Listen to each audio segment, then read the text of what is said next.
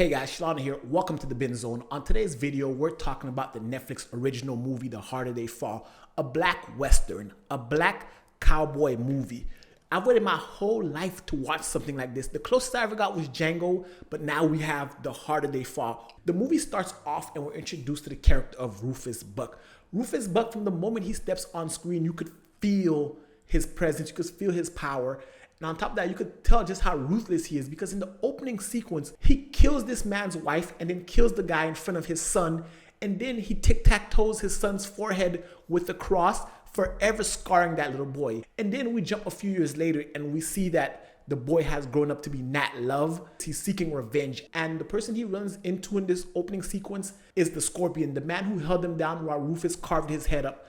So you can see Nat's quest for revenge has already started, and he's taking down Rufus's gang one by one. As the movie goes on, we're introduced to Jim and Bill Pickett, and they're robbing Rufus's gang. And you can tell just by these two characters robbing the entire gang and pretty much slaughtering everyone there that their skill is next level and they're part of Nat's gang. So they're doing this and they're crippling Rufus's organization. And we get some character moments between the two characters. We get to learn their personality. Jim is a hothead. Jim talks a lot. Jim is funny, but Bill is more serious and more, let's get the job done. So we're setting the dynamics of this gang up pretty nicely. Douglasville is this poppin', bustling black town, and that's pretty much where Stagecoach Mary has set up her business, her saloon. And that's where pretty much people go, you know, the old Western towns where people go and hang out. That's essentially where they go, and that's where we're introduced to the majority of our gang. Nat ends up going there, and we see Nat and Stagecoach Mary have some sort of history, but Nat is so driven by his revenge that he can't fully commit to Stagecoach. So therefore, their relationship really can't go the way it's supposed to go because Nat is consumed. The guy that Jim and Bill robbed earlier come to tell Nat that Rufus is getting free, and that's why they're robbing this bank. And Nat sends the guy out to let Rufus know that I have your money, setting him up for a collision course against Rufus Buck. After Nat lets him go, we then switch to Treacherous Trudy and Cherokee Bill, and they're robbing a train. And this scene right here is arguably one of the best scenes in the entire movie, because not only did they rob the train, they kill the conductor before he can even say the N-word. What are you doing out here? There ain't no way to board a train, you damn stupid bitch!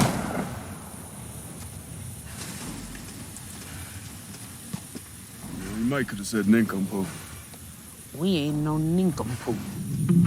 And Trudy's letting them know that we're not here to fuck around. Now, this is a new take on a tired Western trope, because for the most part, bank robbers and train robbers are a big part of Westerns, but we've never seen an all-black gang stop a train, command the train with such power, such swag, such soul as they rescue Rufus. Rufus has been fully pardoned by the government in exchange for him killing the corrupt cops on the train. So his crew, of course, kills everybody on this train. But this train does do a few things to set up our characters.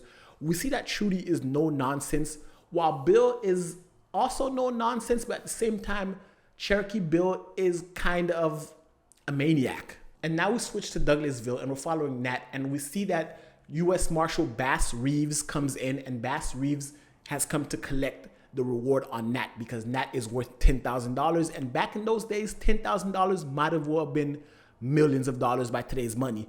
So after a standoff, Bass Reeves takes Nat and they go off, right? And we come to find out that this was all a plan by Bass Reeves and Nat Love in order to get his gang away, because Nat doesn't want to drag his gang into this fight with Rufus, but he feels that with Bass Reeves on his side, Bass Reeves is more expendable because he's the law, he's a police officer, he's not part of the crew, so if he dies, fuck it. But his crew doesn't buy it. They follow him, they corner him, and they tell him that we're part of the Nat Love gang, we're with you to the end, ride or die. That's what I call a real ass ride or die clique. Rufus, on the flip side, ends up at Redwood, this town that he set up, but when he went to jail, his former associate Wiley became the mayor and the sheriff and pretty much became a dictator of these lands, and he's selling off property and land to the white settlers who are moving out west. Because at this point in this history, most of these towns were settled by ruffians and former slaves. So black people who were slaves before went out west, started a whole new life, and they're creating these bustling settlements,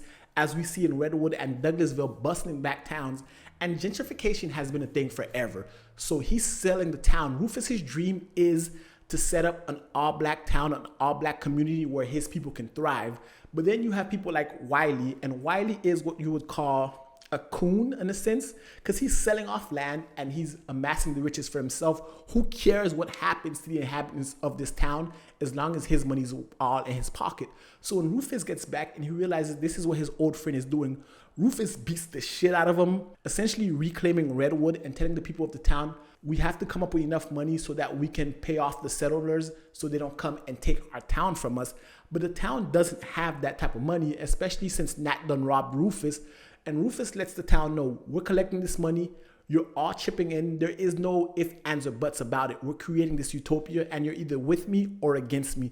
And he makes an example out of one of the townsfolk and he kills them, lets the people know he's not fucking around. So while Rufus's dream may be noble, his approach is all wrong and super fucked up, because you can't force people to believe in your dream and follow your goals at gunpoint. It just don't work that way. So the Nat Love gang and Bass Reeves get to the outskirts of Redwood, Rufus's town, and they're preparing their attack for the following morning. And Stagecoach Mary has the idea that she's gonna go down there and try to negotiate with him. She gets down there and instantly there's beef between her and treacherous Trudy, and essentially telling Rufus that Rufus needs her because she has the money to flat out pay for his debts. Because at this point, Stagecoach Mary is a baller. She's a real historical figure, as is a lot of these characters. And because of that, and because of what she's accomplished, she has so much money. She's pretty much the woman to see in the Black West, because she has all these properties, all these businesses, and her money goes long. So when Rufus doesn't buy it, they knock her out, and then they use her as bait to lure the Nat Love gang. Of course, Nat Love and his crew get there, and Nat Love essentially turns himself in order to save Mary's life. And we get this interesting back and forth between Jim and Cherokee Bill, because Cherokee Bill is known as the fastest gunslinger in the West, and Jim wants to usurp him. So Jim is all loudmouth and all show, and he wants to prove to people, yo, I got the skills. But they don't have a shootout. Nat just turns himself in. He gets tortured a little bit, and Rufus shows up, and Rufus essentially sends him on a mission. If you want Mary alive, bring me back my money with interest. And the only way to do that is to go rob a white bank, because no black bank at the time has that type of money. So now Rufus has made Nat go against his very own ideals. Nat doesn't rob banks, but in order to save Mary, he has to. And Rufus takes the ring that Nat was about to use to propose to Stagecoach Mary and keeps it. And Nat is then let out. And Nat comes up with the plan. Him and Cuffy are going to this white town, Maysville, and they're going to rob the bank while the rest of his crew wait till he returns. Now, when they get to the all-white town, the town is literally all white. It's been whitewashed. Everything is painted white or gray and super dull, super boring. But it's showing the dichotomy of what happens when you whitewash a whole genre, like the Western genre. It's the manifestation of Hollywood's whitewashing of black historical figures in Westerns, which I thought was super dope. And then you see them rob this town. It's pretty easy because in this movie, the white folk are super incompetent, which is again another flip on traditional Westerns where people of color and minorities who are the ones that are usually incompetent. So it's a nice flip of the status quo. While Nat is robbing this bank, Trudy has a heart-to-heart with Stagecoach Mary and tells her about her upbringing, her abusive father, her sister, and kind of, I don't know what that was, but they kind of set up their beef between the two characters, because these are two strong, powerful women on opposing sides, and they each have contrasting ideals. So it's interesting to see that little dichotomy, that little moment of character, and it also emphasizes the difference between the two of them, and it shows another thing of childhood trauma, which is a big part of this entire movie. So after they rob the bank, they combine that $10,000 with the $25,000 that they have. They're ready to go back into town. Now we're setting up for a shootout. It's about to go down in the Wild Wild West. And the Nat Love gang make it to Redwood, and they blow up a cart and evacuate the town from civilians, leaving the only people in this town as the Rufus Buck gang and the Nat Love gang, plus Bass Reeves, because even though he's working with Nat Love, he's not part of the crew. So now it's ready for an old-fashioned showdown. Now Cherokee Bill, who was set up as a dishonorable cheat, tries to shoot Nat Love in the back, but he's surprised by Jim being behind him, and now they're about to have their final shootout. And this is what Jim has been waiting for the entire movie, to show everyone that he's faster than Cherokee Bill. And as they start to do the countdown, Jim actually drops every bullet in his gun except for one with Cherokee's name on it. And when he gets down to 3, Cherokee Bill shoots him before the count is done, essentially cheating him and reestablishing that his character is a piece of shit. And now that Jim's dead, all hell breaks loose. It's a total shootout. And this is arguably one of the best action sequences I've seen all year. And it's just amazing. Watching it all go down, the explosions, the fighting, the shooting, all of it is traditional Western with a flair because of the music. The soundtrack of this movie really adds layers to the movie itself. So as the shooting out is happening, people are dying from both sides. Wiley sneaks into his old house and tries to kill Rufus. Rufus gets to drop on him, kills him. Trudy and Mary have a one-on-one fist fight where Mary wins. All that's left is Rufus Buck and Nat Love. Nat Love is making his way inside the house where Rufus is hiding. And before we get there, Cherokee Bill does get his because he ends up shooting Bill Pickett in the back. But then Cuffy ends up shooting him in a quick draw. And Cuffy, after she kills Bill, lets Bill know that Jim was faster than him. It's just that Cherokee Bill is a cheat. And before Cherokee Bill dies, he walks out with the most dramatic of poses, holding on. He could have just died inside the house, right? He walks out, lets everyone know that he's dying, lets the blood splatter everywhere, being extra, and then he dies. Because a lot of scenes in this movie are them embellishing those cowboy tropes and being super extra. So now Nat Love walks into the house. It's Nat Love, it's Rufus. And he wants to have a mano-a-mano fight with Rufus, but Rufus lets him know something. Rufus didn't just target Nat Love's family randomly or because his dad robbed them, but it's the fact that Nat Love's dad is also Rufus's dad. And the story is Nat and Rufus's dad had married Rufus's mom, had Rufus, but he was a drunk alcoholic, abusive, abused Rufus and his mother, and until one day he actually kills Rufus's mom, robs her blind, and abandons her son. And after years of growing up with this trauma, Rufus finally tracks him down to see him with a new wife who's younger, beautiful, also with a new son. So he essentially replaced and erased Rufus out of history and pretty much forgave himself for his transgressions. And that shit just can't fly. So Rufus kills his wife to show him how it feels to lose the woman you love, and then kills his father. But he couldn't bring himself to kill Nat, so he just crosses Nat's head and lets Nat go, and essentially destroying his father's dream, because his father was to start over, start a new life, abandon Rufus and leave Rufus as some kind of pariah. But Rufus ends up turning Nat into the exact same thing that he is, thus squandering his dad's dream. And the reason Rufus took the ring from Nat when he saw it is because I believe that ring used to belong to Rufus's mother, and Rufus's dad, being a total piece of shit, not only killed her and robbed her, took the wedding ring and recycled it. He regifted Rufus's mother's ring.